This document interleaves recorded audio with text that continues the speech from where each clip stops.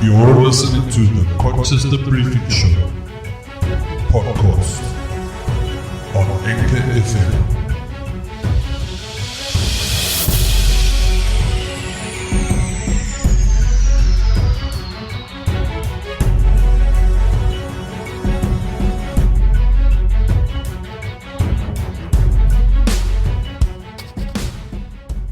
Alrighty.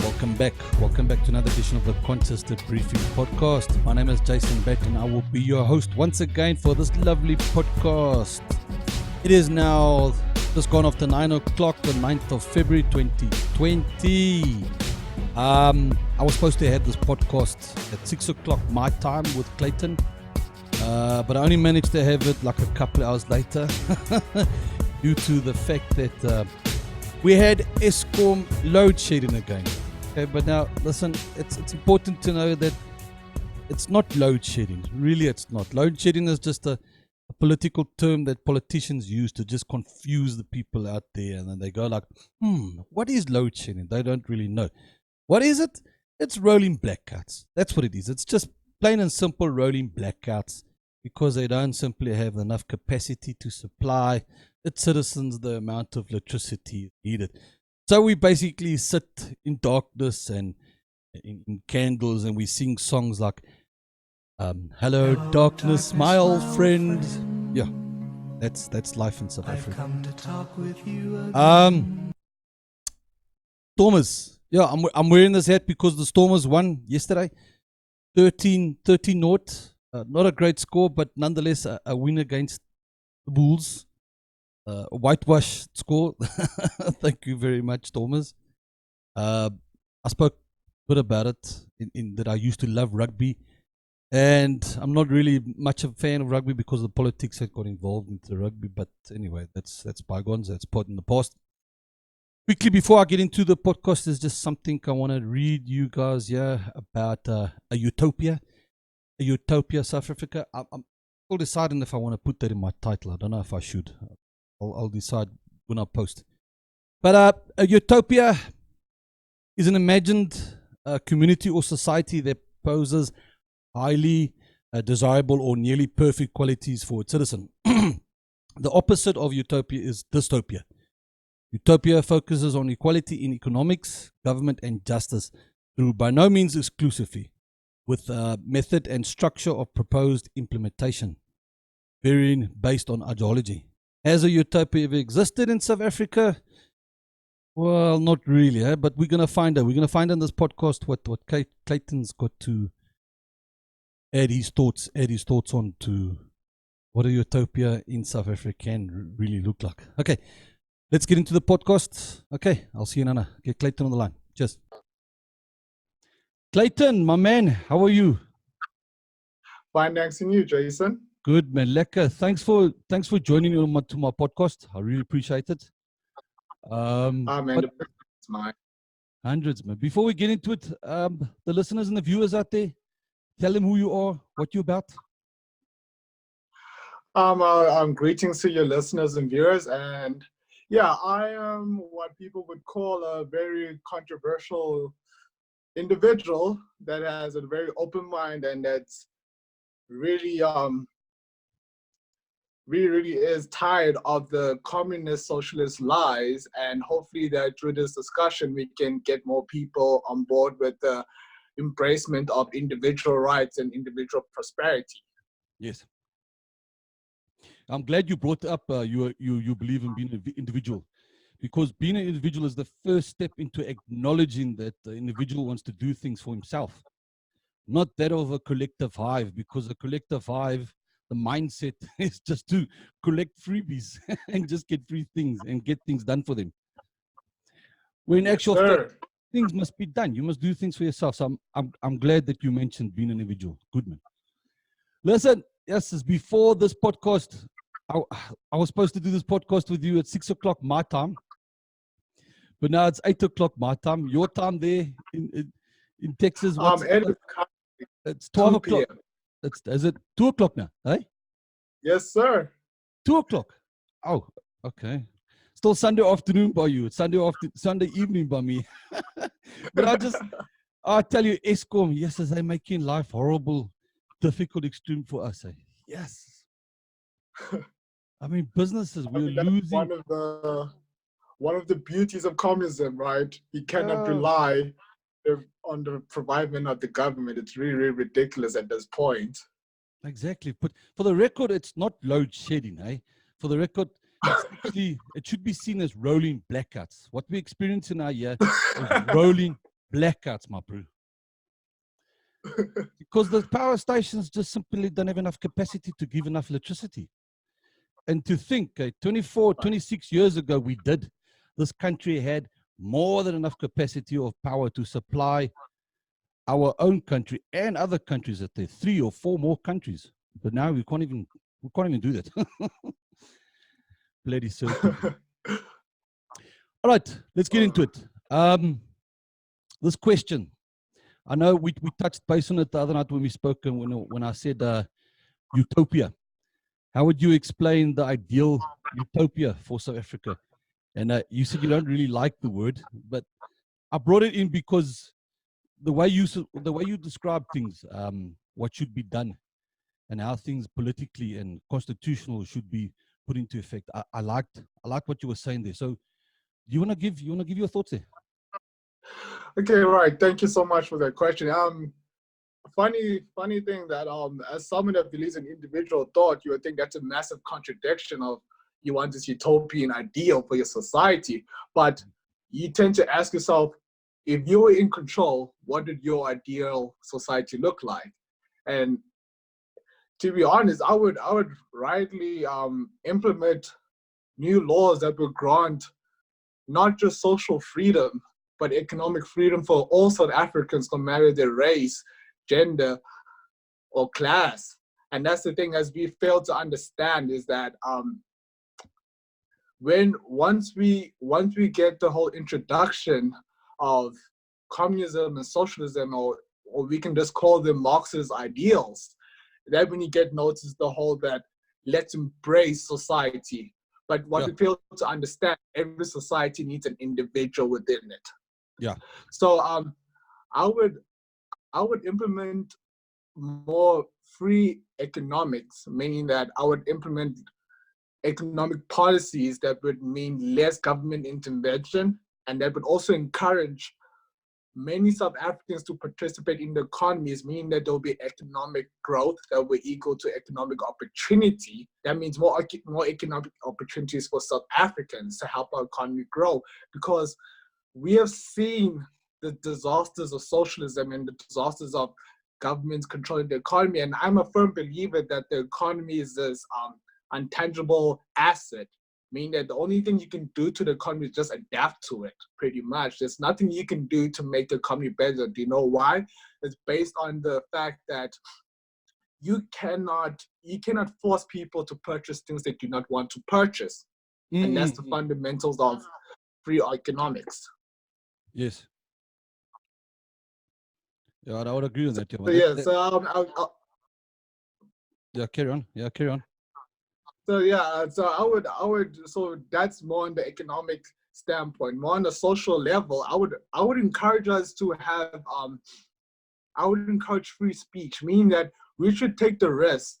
We should risk wanting to offend each other, knowing that we can have the heart-to-heart conversations. We can have these conversations, only they are emotional, but the very fact that we're going to have a good will and good intentions to address the issues of those problems we face, especially with social economic issues such as teenage pregnancies, unemployment, poor infrastructure, poor education, and the basis. And if you're not willing to say what's on your mind, and you fear that you might fear government persecution, that's a big issue, meaning that we have people that have great ideas, but the problem is that people will misunderstand those ideas and put them out of context, and they will label you words such as misogynistic, sexist, bigot, Western ideologue, and that's the thing. You want to be able to express yourself in a free democratic society. Yeah. Yeah, those are all leftist tendencies that you were speaking about there, all these little isms and ists that's been brought up to light. And all it's doing, it's basically it's demoralizing us, you know, as a society. We've been demoralized, hundreds.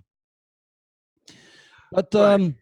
what you were saying there about free speech, you're right. I mean, if we can't have the freedom to say what we want to, then we basically been run as a dictatorship. Then we're in a country where dictators are telling us what to do. And if you don't listen to what the dictator says, and you know, of course, punishment then gets taken. And this we see in not just countries of Africa, we see it in other countries overseas. I'm sure you would agree with it. Right, I do agree with that. And the thing is, and especially when you have people on the other side, so my fellow South Africans or my fellow people on the other side of the political spectrum, and you ask them, okay, what is hate speech? What would you categorize? What is the formal and legal definition of hate speech? They would go down the route of, well, it's speech that offends people. But I'm like, that's very subjective. I can take whatever you just said to me as offensive. So would that be considered hate speech? And then going further to say that we should prosecute people, meaning that sending them to jail and fines, that is really, really unnecessary. It's an abuse of power and it's an infringement of personal liberties. Look, hate speech. It's there. There's nothing you can do about it. But the thing is out there, I mean, I'm going to give you examples. Some politicians use hate speech a lot. And they're going around saying, kill a boer, cut the throat in it. That's hate speech. And the only way I can see the public can do anything about it is go to the police station and actually lay charges. Lay charges against these the people that bring forward hate speech. That would help. But you see, a lot of us, we're scared. We're too scared to actually go to the police station and lay charges against the perpetrators who practice hate speech. And that is one of the most disheartening things to hear as a citizen of South Africa, because you expect your police service to at least aid the people, and you expect politicians to be quote unquote the people's champion, the servant of the people. But who are they? Just serving themselves and the constituents, and that's an issue, because that's the thing is that when you use very hyperbolic language and you use very disgusting language advocating for mass murder, genocide, you should be condemned no matter your religious affiliation or your race or political affiliation. You should condemn it as bad. Bad is bad regardless of who says it or which individual says it. And I was recently looking at the leader of BLF, and he made a very shocking statement. He said, quote unquote, that Black people can't be racist because they were previously discriminated against. Yeah. And that what I find very troublesome is that you're trying to tell me that Black people can't be racist on the basis of their race. Wouldn't that be racist then, pretty much? That is the very definition of racism, by discriminating against race. So yeah, so pretty much these people do not live by what they advocate for. It's hypocrite. It's very, very it is very intellectually dishonest from them. Yeah, no, the liberation movements in South Africa, really, they're trying to introduce a narrative that suits them in order for them to gain from this narrative. And the thing is, let's be honest, Jen, no one's really going to gain from that narrative, because all it does, it's creating this leftist mindset, collective hive that I was speaking about. And everyone is just going, yes, we're going to go with what Andile is saying. But in actual fact, it's just creating more harm and more damage to the society and the economy for that matter.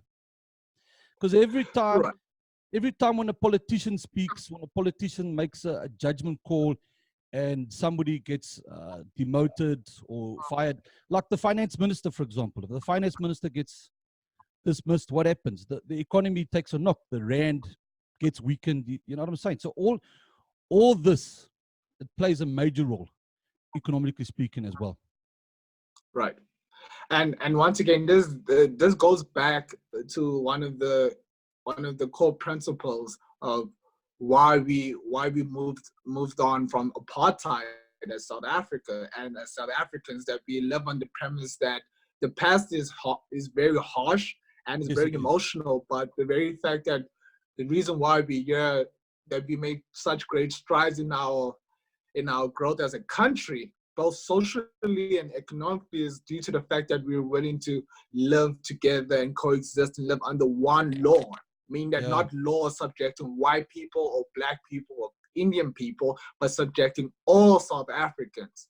Yeah. Ubuntu. That is why we are South The Africa. And spirit that's of what makes us Ubuntu. unique and special. 100%. 100%. Spirit of Ubuntu. Not many people understand that definition of that word, but yeah, it exists, and we're not putting it to practice. But what else would you would do if you were to come into power? You know, just for argument's sake, what changes? I mean, you've been digging into what's been going on here in South Africa. What changes would you do? You briefly spoke about it to me and somebody on a Discord channel the other night. Great question. So the first thing I would do is address the Constitution. I feel like we should change our Constitution based on negative rights, otherwise known as liberties, meaning that these are rights that can't be given or taken away by government. Actually, these are rights that are inherently gifted by a higher being or nature, whatever you want to call it, meaning that no government or individual can strip any individual of those rights. And this goes back to the whole thing of Western values, Judeo-Christian values. These are based on premise that every individual is worth a key thing to society, and every individual is no less or no more than any other individuals based on equality. And this is the issue. And to go even further, I would embrace some sort of I would put more emphasis on social fabric. So as a leader, I'm building the social fabric of our nation, because that is the most crucial, meaning that a society that accepts degeneracy is a degenerate society. Yeah. So that's the issue.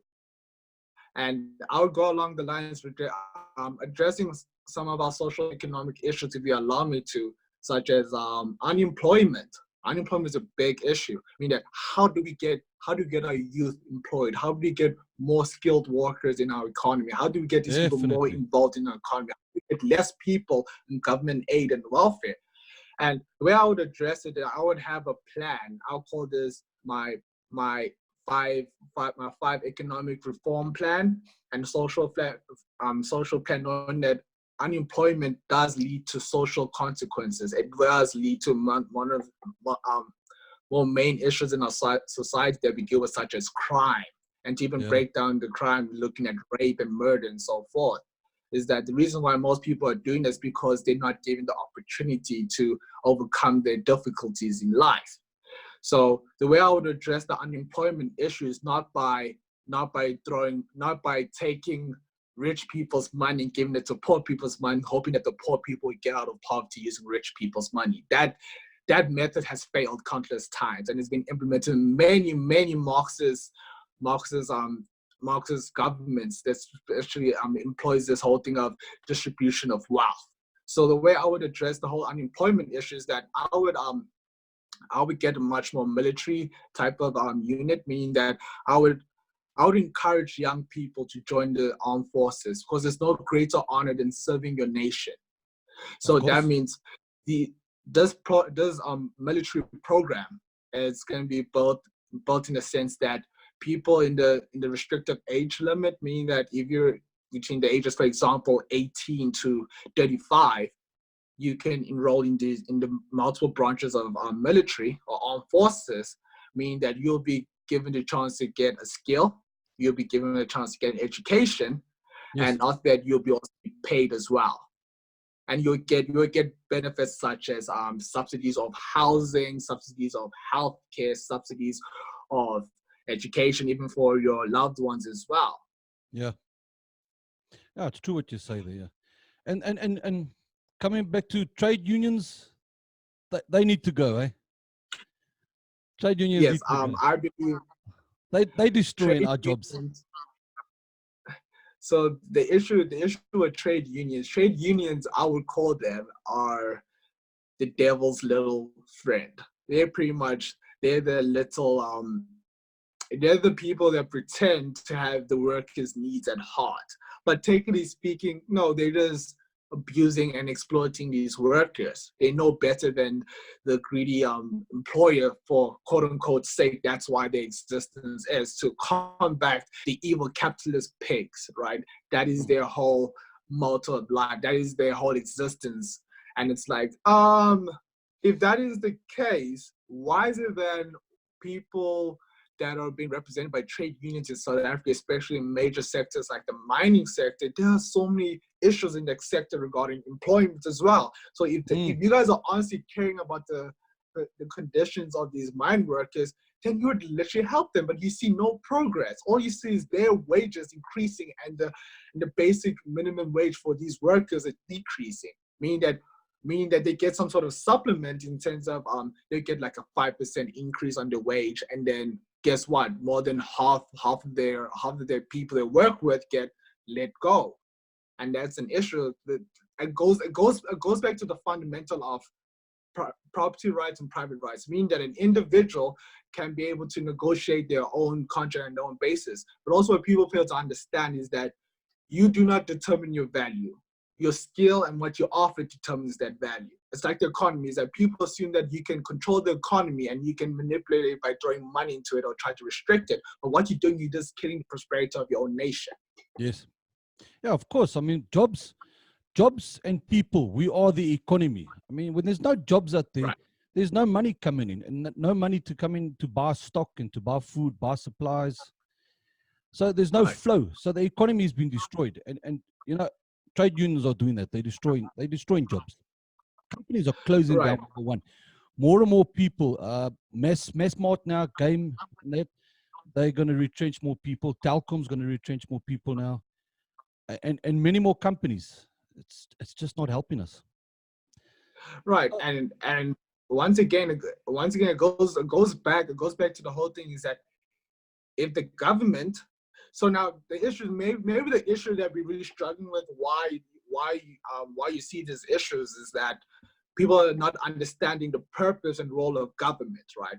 Government is not supposed to be this god and this commanding figure. No, government is supposed to be some sort of, I call government some sort of big brother that's supposed to protect you from both internal and external threats. That's literally all they need to protect your rights. You're right. Absolutely. They shouldn't be intervening in your personal life. They shouldn't be intervening in the economy. They shouldn't be telling people where and what to do with their money. Yeah. That is the issue. Yeah, and that's the thing. This constitution of ours is busy failing us, and it shouldn't, because if we understand, and I've had a podcast with Martin van Staden not so long ago, and I advise people, just familiar yourself. There's, of course, not everything you must familiar yourself in the Constitution, but basically what we just spoken about, property rights and like gun laws and that. But yeah, we're going to come to that. We're going to come to the gun laws later a little bit, yeah. And this is the thing, people are not educating themselves on what the Constitution can actually do for us. It can actually protect us on a large scale. Right. And that's the thing. I think that's what many politicians play on. They play on the fear. Like I said, this made up fear that, in South Africa, that all white people are racist, and every single black person is a victim of that racism. Meaning that every child that is born that is Afrikaans or English, or even some sort of non-white child, is going to be struck with this racism, that these white people are just here to take your land and your jobs, and they just make you suffer. This is why you suffer. The reason why you suffer in life is because those white people. And that's that type of language is dangerous. That is very dangerous language, dangerous hyperbolic language especially. And that's why it should be condemned. Yeah, racism is just a tool that politicians use to scapegoat, while they're stealing that. It's just a scapegoat. Right. Racism is just a figment of one's imagination. It shouldn't exist. If you're educated and if you educate yourself better, then you actually get to understand that racism is just a tool to create division. Just to create division. That's all it is. Right, and that's the thing is that that's the thing. It goes back, and that's the thing. When people fail to understand their rights, and they not even educated on what they can do to protect themselves from such individuals that tend to prey on their most vulnerabilities. Because the reason why communism and socialism would spread, or why it would rise, is because of the current state of politics, the current state of the social fabric, meaning that people need some sort of answer. People are looking for some sort of answer. And the best answer, you can be like, well, guys, let's blame the minorities. They are the issues why we're going through this. And this has been proven in many societies, and very when a regime does this, it does lead to one of the most worst crimes against humanities. For example, you look at Hitler in Nazi Germany, you look at what the Turkish people, what the young Turks did to the Armenians and to the Kurdish people. It does lead to mass genocide. And hopefully, let's hope we do not get to that point. And yes, I am not saying that there's white genocide happening in South Africa, but it's fair to say both things at the same time, meaning that we can condemn such language, and we can both say that it does not exist. It's a touchy subject, that one, because AfriForum are busy doing their things on it, and we've had many podcasters in South Africa speaking about genocide. It is a touchy subject, but there is something going on in South Africa, and that's my next question. Do you think South Africa is fast becoming a socialist state? Because the signs are all there, in everything we're speaking about,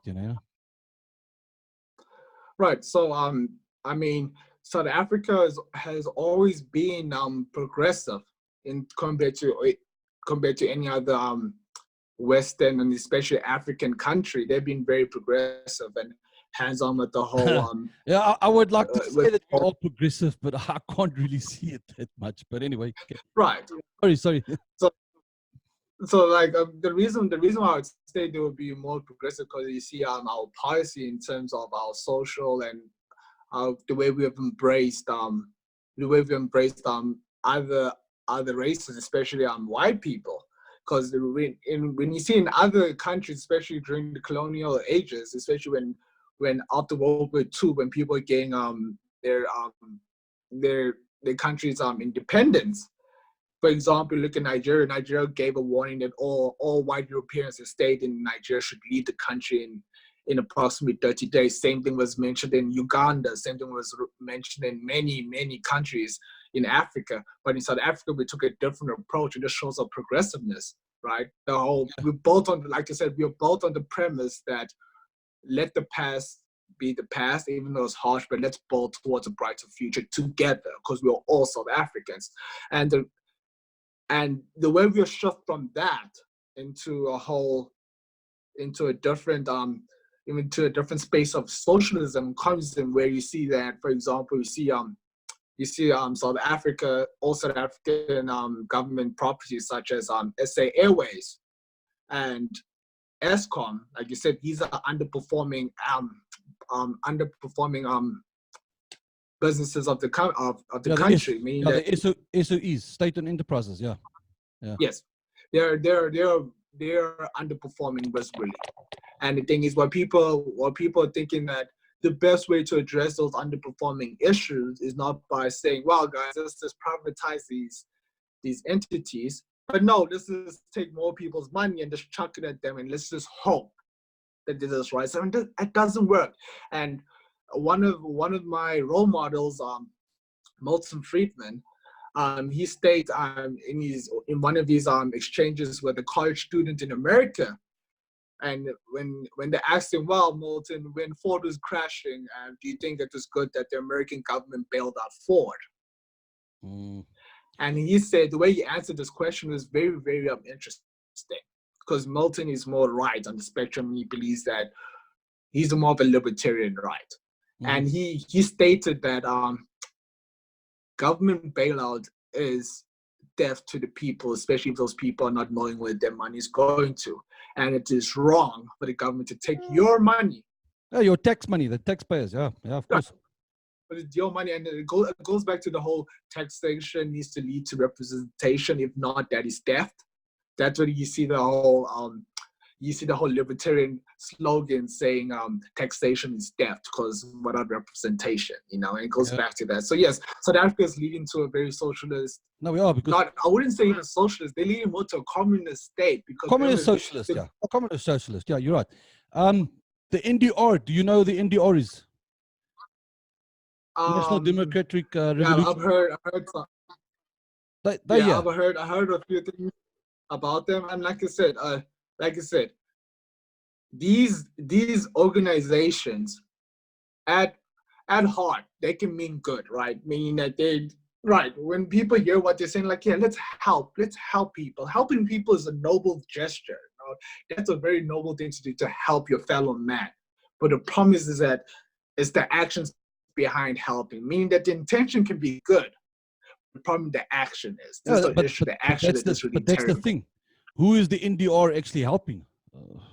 Who they helping the NDR? Right, and that's the thing, is that that's the thing. That's why I said that government needs to hold these organizations accountable. The people of South Africa need to hold these people accountable. The thing is, there's this lack of responsibility in South Africa. That's why you see all these socialist policies being put to place. And that's the thing, is that where do you draw the line? Let's say you take away people's land. Where do you draw the line? Is it just gonna stop at the rural land? Is it just gonna stop at the urban land? What's next? You're gonna take our kids away? So literally, there's only God knows where these people are willing to stop, and that's the issue. That's when the individual. That's why the emphasis on individual rights is to come into play. That means that the individual, you need to understand. Sure, you can love your fellow man, but you need to understand your rights. Yeah, 100%. Yeah. What's your background? What's your take on the land reforms that we see in South Africa at the moment? Yeah.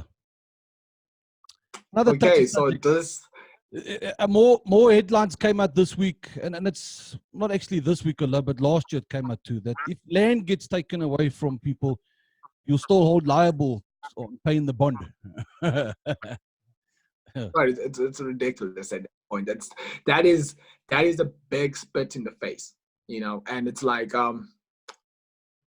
the land issue is very sensitive because it keeps on reminding us about apartheid and so forth, and colonialism and so forth, and no one wants to be reminded of that because it's indirect. It's retribution. That's what it is. Right. Yeah. And that's the thing, that people, like I said, I agree. I think we can both agree that we can expropriate land, but there needs to be some sort of compensation, meaning that you don't want to put people in a situation where they are struggling due to the sins that they did not commit. It's like prosecuting an innocent man. It doesn't make any sense. And sure, people will be like, well, what did these Europeans do? Sure, that is a valid argument, but let's not condemn an entire race due to what a bunch of individuals did earlier. Meaning that I don't think any South African, especially any white South African, even any Afrikaans South African, can today be blamed for what happened plus minus 40 years ago, plus minus 80 years ago. They have no effect on that. That's they shouldn't be blamed for it. Exactly. When I was 19, that's when Mandela came in to be president. I mean, at that age, I never had any land, nor did my father have any land. Yes, of course, there probably would be people that did steal land, and the law should take those people into consideration and deal with them decisively. But not everybody has stolen land. Would you agree? Not everybody has stolen land. True.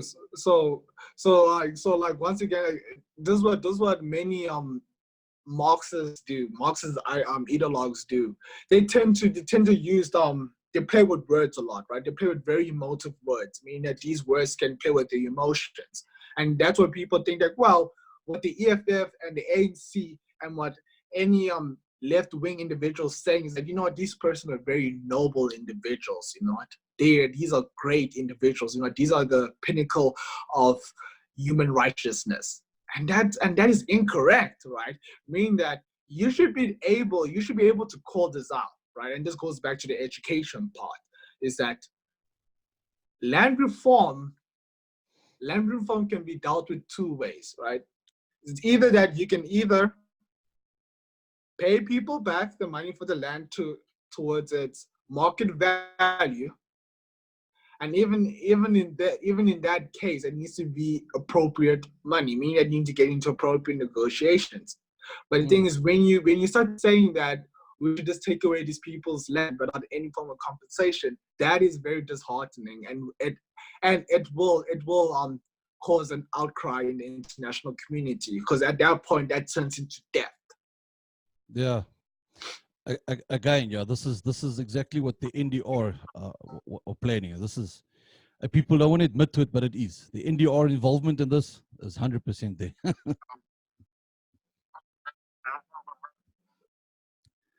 Right. Right.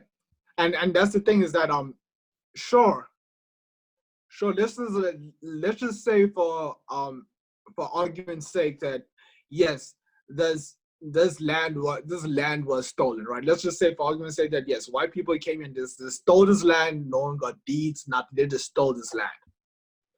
Sure. Then my argument to you is that if you think it is immoral to kick people off land, what gives you the moral high ground to do that to another innocent individual? Yeah. And that's the thing. A lot of these people refuse to live to their own standards. A lot of communists and socialists refuse to live in those standards because, for example, you have people like Julius Malema, that he lives in the most luxurious places. He has many assets to his name, and then his constituents are not going through that. So literally, it's this tale of two stories, pretty much, between Julius Malema and his faithful constituents that they do not understand. It's like they want to. He's advocating for something that he refuses to live by. Yeah. Look, I think the biggest myth about land reform and exploration without conversation is the myth of, well, I like to see it as a myth, but others don't. How much whites do actually own the land? Because what's going on is people are believing that whites own 80% or 90% of the land of the country. Come on, dude. Do you believe that? Do you believe that white people own 80% of the land? No, I would disagree with that, because with recent stats, and I'm quoting organizations like PLOS.org and fact checkers, and you said a lot of fact checkers, it's been proven that that number is highly exaggerated, and that you need to break it down in multiple categories. For example, if you look at agriculture, that 40% is owned by white farmers, but the other rest is broken up into other majority classes, such as the black people, the coloreds, and Indians, own about approximately at least 16 apiece, 11 apiece amongst those three categories alone. And if you look at urban, for example, urban areas, is that urban areas is around, you're looking at around the same number, where white people own about, I think, 27% compared to everyone else. So like I said, these are tactics that the left use to show that, once again, these white people are the enemy of the people. Well, I've got I've got a picture that I'm going to share with you. I'm going to post it in link. The picture I got here is state-owned, 24 million hectares is state-owned. Private owners, including legal entities, whites, is 23 million. King Goodwill got about 2 million. Tribal trusts is about 7 million. So already there, you just do your mathematics on it. You can hear that it's a myth. You can see this. It's a myth, and it's there. It's available. You can go onto the land reform. What's the word I'm looking for? When they do the yearly results, I can't think of the name. But it's there. The stats are there on how many land that white people actually own. and how much. Right. And the sad part is that government is sitting with this 24 million, and none of it is being distributed out to the people. You know, that said we're going to get land. 7% say yes, they want the land, and then the rest just say no, give me the money instead. So where's the moral in all of this? What's the moral of it, of everything? Right. And if you're a person of color, what you need to understand, using those stats that you provided, is that what the government is trying to tell you is that you're making a very dumb decision. You need to take the land. In order for you to prosper in life, you need to take the land. 100%. But here's my problem with it. The thing is, not everybody has been educated in what to do with the land. Right. I mean, we spoke earlier about economics and that people should be educated in economics in it. Yes, that is the fundamental thing of, if you can get land, be trained in economics, be trained in agriculture for argument's sake. Then take the land and say, right, I'm going to make a success of it. But this is why the people are actually saying, give me the money rather, because he knows when he gets the land, what is he going to do with it? What is he going to do with it? Absolutely nothing. Right. And also, like, okay, once again, and I've heard both sides of the argument, and I've heard both extremes, and the extreme on the left would be like, well, these lands belong to black people, and these lands were stolen, and these people were killed for this land, and there's no proof of that, and then that is incorrect, knowing that there are deeds and so forth. And what you hear from the right side is that, well, if we do this, we might end up like Zimbabwe. And once again, both those sides are not helping this conversation. I'm not saying that this should be censored, but what I'm saying is that to counter the whole right side is that if you're making the claim that, well, Zimbabwe failed due to the fact that white farmers left and black farmers couldn't produce, is making a very racist statement, saying that black people cannot farm, and that's an issue, right? Of course, yes, and of course. I believe that you can say two things: that the white farmers or the white population that was heavily involved in agriculture in Zimbabwe, when they left, did affect the economy. You stating that doesn't mean that black people cannot farm. Not only saying that, what we're saying that did affect how the country was running, and it didn't help with the poor decision making by government at that time. And look, there is farmers now. There's white farmers in South Africa that are actually helping out there and taking people under their arms and saying, right, I want to teach you now on how to be a farmer. I take my hat off to those oaks, because that is what we want. In general, in actual fact, that is what we want. We want to be shown, we want to be educated in how to make a success of your life. And no one's going to be successful if you're not shown, if you're not educated in how to do the job. Right.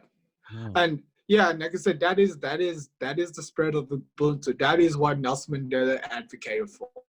This new ANC is not the ANC that we know from the past. This new ANC does not care about the people. They care about their pockets, and this is shown countless times. Yeah. It's like, for example, when you look at the former president, Jacob Zuma, it is still mind-blowing how a guy that is literally being called for his prosecution is not in court right now. He's not in custody right now. It is showing you the lack of responsibility, both from our government, both from our police services as well. It is a complete joke. It is really a complete joke that this man thinks he's higher than the law.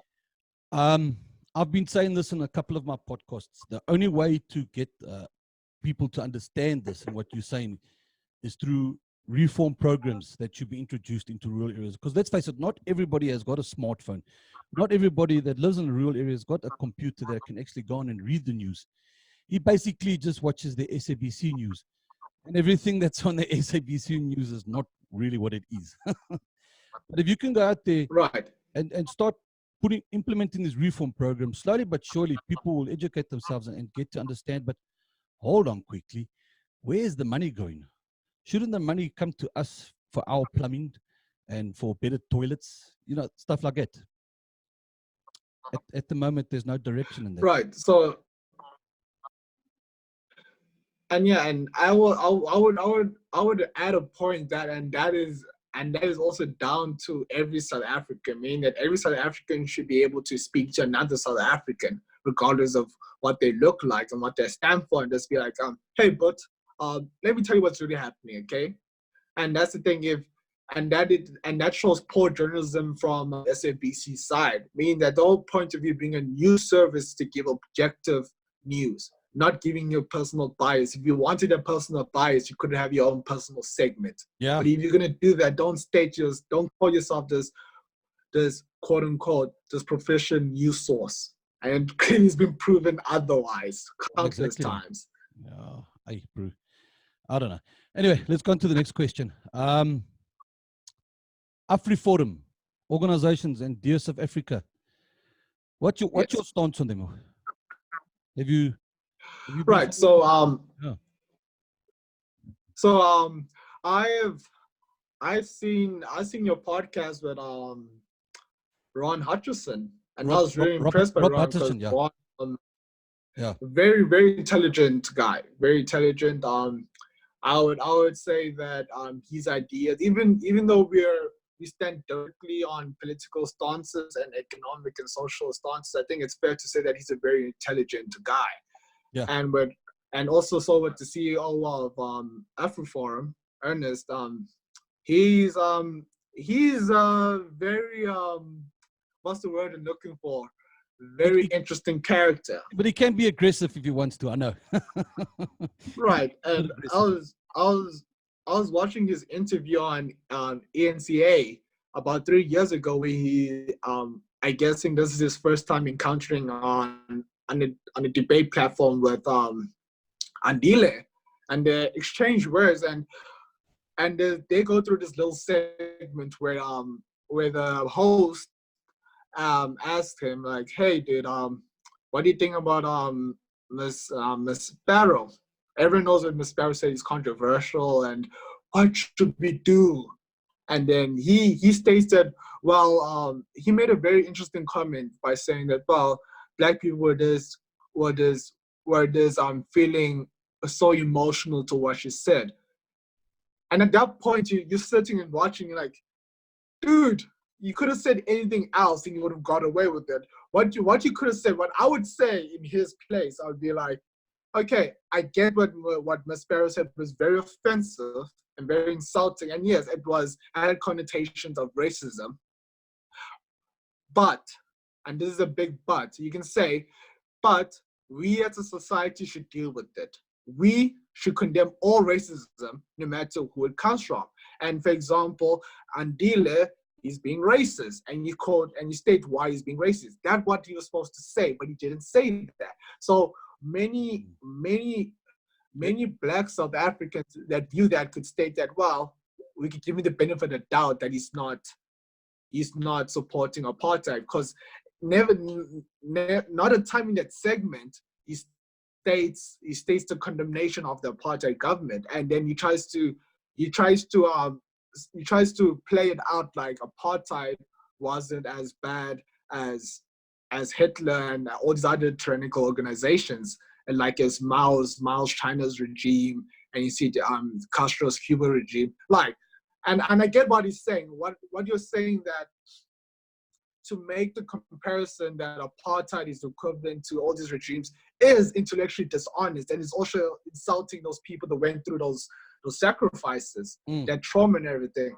And the thing, what you're supposed to say is that, yes, that was bad, what Hitler did, but also you can say two things at the same thing, that even though those things were not equivalent or the same, but apartheid is also bad, right? That was what he's supposed to say. But otherwise, yes, I think he's a like I would say that he's a very interesting individual. Look, what I like but as I would say about the organizations themselves, my issue is that I do not agree with non-government entities seeking foreign involvement. That I feel like it becomes very problematic. And for example, a good example of this is with the recent presidential elections in America. Yeah. So now there's always been this big myth or this conspiracy theory where they say that Russia and Ukraine interfered in American politics, especially in the election, 2016 elections most recently. And that's the issue, is that you're opening yourself to that type of attention, right? And you do not want that. You don't want to ruin your credibility as an organization. Okay. And that's an issue. So yes, that what I would say is that was my issue with non-government organizations seeking foreign help. So do you think it was a good idea for Ernest Roos to go to America and lay forth, the white genocide thing, and ask for help there in America? So right, I'm not, like, once again, I am not saying that white people's lives don't matter and white people are not valuable people, part of our society. What I'm saying is that regarding that is that the best way AfriForum could have done their business about this is addressing the South African government. Meaning that you get to the point where you want to sit down with the thought leaders and have a discussion about it, have this serious discussion about, hey guys, there's a minority in our country, they deserve to be heard as well. But to go out to the international community and make this wild claim that South Africa is going through white genocide, that the ANC government is aiding towards white genocide, and that this government wants the death of all white people. That is problematic, because once again it will show you credibility, meaning that these foreign governments, especially with my political theory or my political stance being that I believe in nationalism. I believe every nation is supposed to be sovereign, meaning that every nation should deal with its own issues. Let's not be involved in it. Okay, but hold on. Unless nationalism is what? Is race-based, isn't it? For your people. Yes, so sir. If we saying your people, who's your people? Because I would like to think of it, everybody who lives in South Africa. Yes, I would. So once again, I would.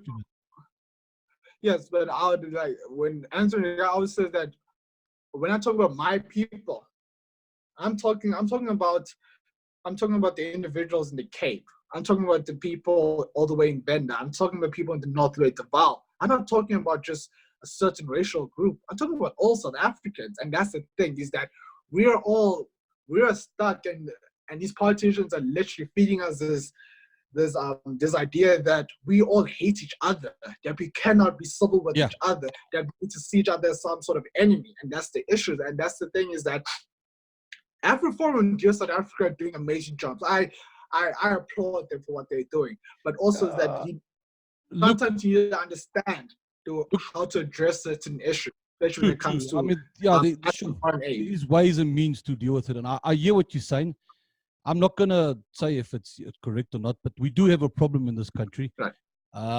And the reason why I say that, because the murders that's been happening in this country, especially on the farms, and that in most instances there's no robbery. There's no robberies. It's just plain murder and boiling water. There's lots of videos. Lauren Southern made a video, and Kate Hoskins made a video on it, farm killings. What I like about AfriForum is that they fight for your right. They fight for the laws that have been broken. Many people, and I'm talking about all colors, have actually approached AfriForum. They've gone to government policies. They've asked municipalities, I need help here and that, and nobody wants to help. And then what they do is they go to AfriForum, and then AfriForum offers them help. And then, they go to court, they take it to court, and they win the court case. So that's what I like about organizations like the South African AfriForum, is because they're not just helping white people, they're helping all colors on the race card. Yeah, that's how I feel about AfriForum. They're doing a great work in with that regard. Right, and like I said, I will support any individual that feels like they're being unfairly prosecuted by the government. because I Yes. believe that is the proof that every South African should be lived. Every South African should hold that standard to that. If my fellow South African is being killed on the basis of arbitrary standards, then I should intervene as a South African. That what the spirit of Ubuntu would embrace us to do, would tell us to do, is that I will support my fellow white farmers if they say that if anyone from AfroFarm can show me the evidence, right? And this could be a call out to Ernest as well. If any of you guys can give me the evidence that, you know what, the ANC government is giving people the necessary aid, meaning in terms of weaponry, resources to help conduct these very atrocious crimes, yes, then I feel like you need to go speak to the foreign community, the international community, and say that, hey guys, this was happening. This is really crazy. This is out of our control, and that I will be full on board with. As someone, and now it seems like I'm defending the ANC government. But what I'm saying is that you need to show me the evidence here. You need to show me the evidence that these white farmers are being targeted by the ANC government, because that is true. one of the definitions of genocide. Yeah, true. Genocide I means hear that what you're saying with that regard. Yeah. State funded. Yes. But there is a problem, and look, I suppose AfriForum is working on it as we speak. But I got a lot of respect for them, that they help you. I mean, if you can't come right with the current attorneys and when government steps in and they want to take away things from you, yes, AfriForum is there for you and they will help you. Right, let's go on to the next one. Gun laws. What's it called? My favorite. What's it called? Is it the Second Amendment by you guys, eh? Yes, it's the Second Amendment. The notorious, infamous Second Amendment, where all the alt-right white people love hiding behind when they get the mass shootings, and it's like, come on, guys, not this drama again. Look, we got a problem now. Our police minister wants to take away guns from individuals, and like Rob said in last week's podcast, Rob Hutchinson, you want to take gun away from us, the normal individuals, but what about the criminals? How about taking guns away from criminals? Until then, you know, if you can't take guns away from criminals, then why you want to take gun away from me? Because how do I defend my family? Exactly, and like I said, I guess this is a heated discussion in America as well, where a lot of states have been split on this issue, and these are one of those issues where you can actually win a seat in parliament in America. So the way people with my ideology, especially being a libertarian conservative, you're taught to understand the Constitution. So the first thing I would like to state, and I feel like many people that are pro-gun advocates don't like to state this, and I guess that's why people misunderstand the argument, is that we're not saying that due to the Second Amendment, you have the right to go around shooting people. No. Yeah. The Second Amendment was put into place to protect you from a tyrannical government and to help protect you and your family. It's not for you to use it to infringe on other people's rights. That's the beautiful thing about the American Constitution. Yeah. I mean, check what happened to Venezuela when Venezuela's guns were taken away from them. Right. So like, and people, and the good thing about history keeps on repeating itself. Of course. And for example, Venezuela is a good example, but also an example people don't want to talk about is Nazi Germany. Exactly the same thing happened. Same thing happened in Benito Mussolini's Italy, where he took away people's guns. And like I said, it's not just on socialists or communists. I think it has to do with everyone on the left. That has to be like a Marxist thing, that let's take away the people's guns, because they understand without those weapons they cannot defend themselves. Yeah. And once again, the best way to counter that question, like, wow, what do we do with the mass resurgence of mass murders and mass shootings, is that people need to understand, in order for you to stop a bad guy with a gun, You need to have a good guy with a gun.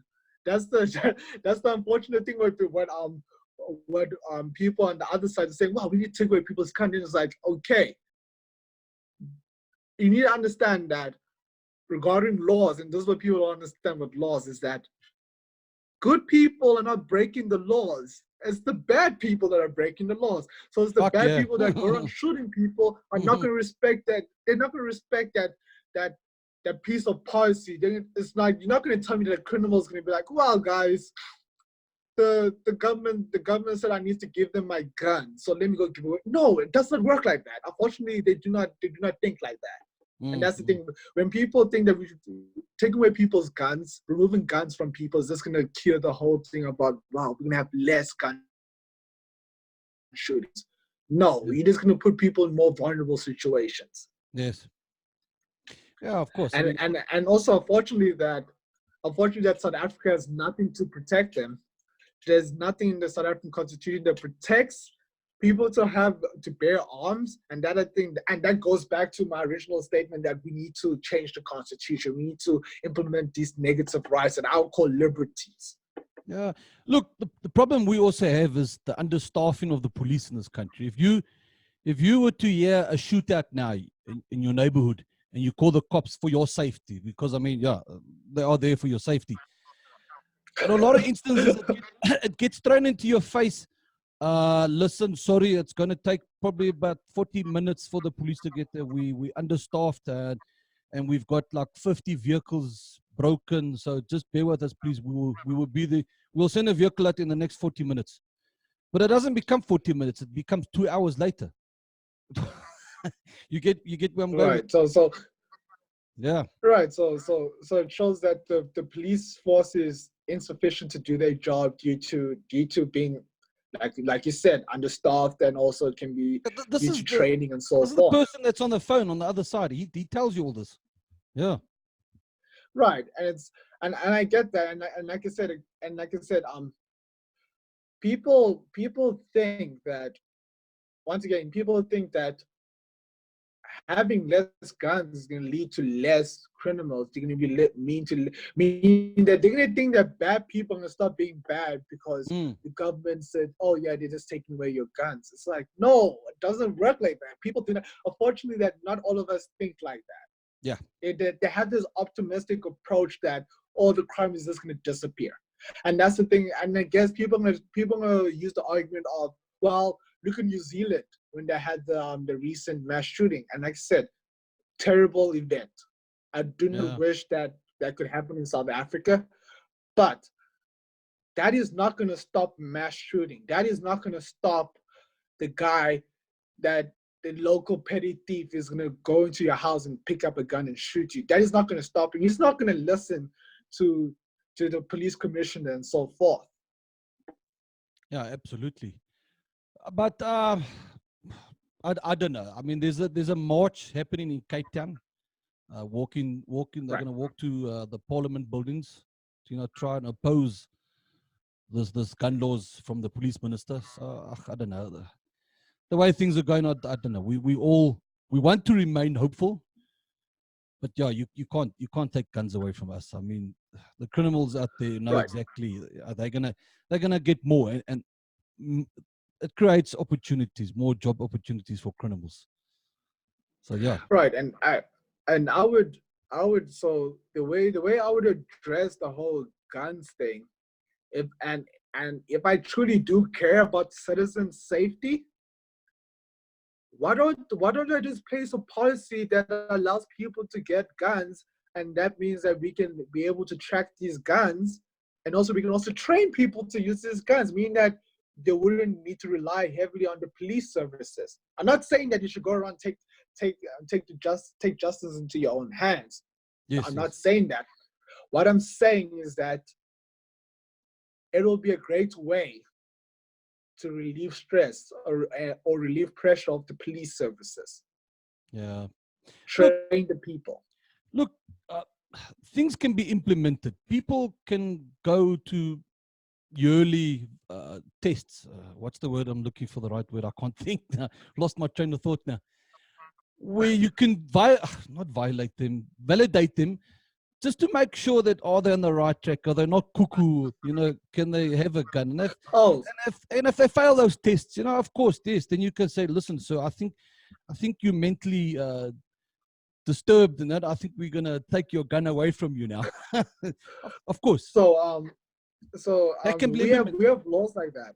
We have laws like that in America, and I know it would really be different in different state to state. So, for example, I live in the great state of Texas, the home of the real Americans. What they say, everything in Texas is bigger.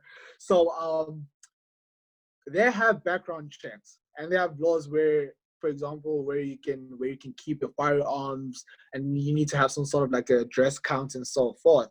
Like, we need things like that in South Africa, like meaning that you should be able to hold people accountable, especially gun owners. And once again, I've met many gun owners in my lifetime, and especially moving to Texas, is that they're the most responsible people. They're the most upholding citizens in the society, meaning that they're less likely to go around committing mass murders or even crimes against humanities. Yeah. So yes, I would say that there needs to be some sort of, no one I know from the pro-gun standpoint is saying that, well, let's give guns to everybody. Yeah, no, of course. They're just saying that good people with guns stop bad people with guns, and good people with guns can be held accountable. Yeah, and you must know how to use it. Yeah. Right. Yeah. That You must know how to it goes use back it. to You the must whole go for training and training. everything. Your regular trainings, yeah. Shooting Right. ranges and shoot off some steam. Right. Clayton, Yes, okay. sir. I'm gonna skip the next question. Let's just skip it. It's an hour already. I don't want to take too much of your time. Right. I put on this cap because we You're Stormers still won. We won 13 note. I don't know. Did you watch it? Did you watch the game? yes. Because I believe you play rugby. You love rugby, actually. Yes. Being a South African, I think rugby is a way of life for us. It's more like our tradition. Yeah. But the So Americans yeah, I do. they're not good in rugby yet. Not yet. They still got a lot to learn. They got a lot to learn from us, Boca. Right. And I would say that in American rugby is picking up speed. You know, it is Yeah, it will pick up. falsely They're growing. still new. I mean, how long has America been playing rugby now? Not long. How many years now? I would say we're looking at more than 10 years at least, and we have recently yeah. I mean, they're great in football. right, and I mean, if we must come and play football there, there's no ways. There's no ways we can play football against you guys. right. And the thing is, like, I would say that I would even go further that there have been great strides with American rugby in terms that they've been implementing it on both at the high school level and also on the college level, meaning that you're having very competitive teams, and they're having more TV time as well, meaning that the sport is getting exposed. And I know a great guy by the name of Trey Flowers, one of the commissioners of the Red River Conference. Great guy, love him, great coach. He loves and breeds rugby. I would say that he's one of the guys that actually has grown the sport in the state of Texas. And yeah, hopefully that in a couple of years, America would be a superpower in rugby. And get at least to the finals or the semi-finals. Oh, let's not worry about the finals. Let's just first worry about getting out the group first. Look, I'll still watch rugby. I'll watch my games play. A couple of years ago, I was heavy into rugby. I had my own Facebook group where I was an admin on it, and we would engage with people and talk rugby. And you know, I would go into Coral Draw, and I would make like these pictures. I'm gonna actually go look at them. I'll try to put them in post. So when you play back, as a Stormer, you would tease the Bulls a lot. You would tease them. It's the same. It's the same with soccer. Soccer, Chiefs and Pirates. I mean, if you hear Chiefs and Pirates playing, it's a big game. So it's the same with Stormers and Bulls. It's a big game. But I've lost interest because of the politics. The politics that got involved into the rugby, and it just destroyed. It destroyed that spirit that I had for rugby. So now, for now, I'll just watch it. Right. Enjoy the game and have a beer on a Saturday afternoon and braai some boerewors on a grill on a barbie. You guys call it a barbecue braai. But yeah, Right. I've lost interest in And yeah, completely. Yeah. and I feel your pain. I do feel your pain because like I think that is one of the reasons why I got involved in politics, because I hate to say this. So before I became this conservative libertarian, I was pretty much a socialist as anyone could ever think about. So I think the way things change is that I remember when I was in South Africa, and this is grade 11 year, grade Yeah. 10 year, I go to this new school, Edenville High School, and this is my first time in my history teacher's class, Riskovitz. That man is one of the main reasons why you see me advocate for personal rights. So I walked into his classroom, and one of our first projects is we in the classroom need to pick between communism and capitalism, and we need to do a project on this. And I'm the only person in my classroom advocating for socialism and communism. So I'm like, you know what? I'm going to do this. And then as I'm walking out the classroom. So at that time, you were blue-pilled. At that time, you were blue-pilled. Yes, I was drowning in blue. I was drowning in the whole idea of us freedom for the people. And then I sit down with my Mr. Riskovitz, and he tells me, he's like, well, Clayton, can you do me a favor? I'm like, yes, sir. Can you please write me 2 pages and why communism is great? So I'm like, you know what? Not gonna sweat it. This is gonna be easy stuff. And they had a deal that if I change his mind, that he's gonna get me 1, 2, 3 things. And it's like, okay, cool, deal. Give me a pack of jelly tots and we can call it a deal.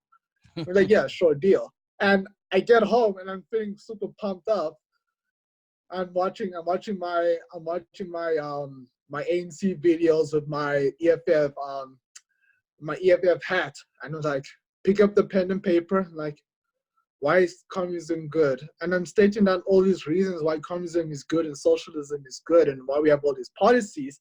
And then I guess to the very good question is, how do you afford all these programs? I'm like, okay, I guess socialism isn't for me then, since I cannot. And that's the thing, once people get the understanding and realize that if you can't validate your idea, I am guessing that you should change that idea. It's not really for the best. So yes, that's how I changed from a blue-pilled man into to the red pill. So you swallowed. You've taken the red pill now. Yeah. Okay. Exactly. No, and it's like, and what, if you don't mind me, what I would say to every South African that's watching or listening to this, I would highly encourage them to sit down with their family and friends and their communities, because this is not going to change from the top. This needs to start at the bottom. This needs to start with your community, your friends. You need to sit down and have this honest discussion. You need to have this honest, and this should be aimed at especially the youth and even the parents, that you should think like, what am I leaving for my children? For the youth, you need to be asking, what is this country going to offer me? What can I do for this country in the next 20 years? Yeah, definitely. That should at least start a conversation. That should at least encourage free thought. That's the aim, and that's why I'm doing these podcasts. Hopefully that people out there will listen to it. Even you now, that's the intent. I'm hoping that a couple of people on YouTube will watch this. That side. That's if I don't get censored. Right, but there's always BitTube. I put my podcast also on BitTube. BitTube don't really censor much videos. Right, and this is a good example of Ubuntu, meaning that I can come onto your show, and I am sure that we do not agree on certain things, and I am really sure that we might have our disagreements of how we should run our society and how we should use our how government should function. but it goes back to basic classical liberalism fundamentals that we should respect each other. We live on the premise that you have your own thought, and I should encourage that thought. Yeah. It'll be a way to help South Africa become a superpower. And my dream, my goal for South Africa is to reach that status where we can become a hub of the world. Yeah. Clayton, you've been absolutely Yes, Mr. amazing. Jason. I'm glad I had you on my podcast. 100%. Thank you very much. Don't go. I just want to do my closing quickly and then just end the recording, and then we'll just. Oh dear, here goes my phone inside there. Okay. Anyway, my podcast is available on Google Podcast, Apple Podcast. This one's on Anchor FM. I'll also put it on YouTube and on BitTube. So yeah, thank you very much, Clayton. Thank you. Have a good evening, my man. Cheers. Thank you so much, and thank you to all the listeners. And yes, guys, one conversation at a time, and we shall change South Africa. Thank you, Jason. Hundreds. Thank you.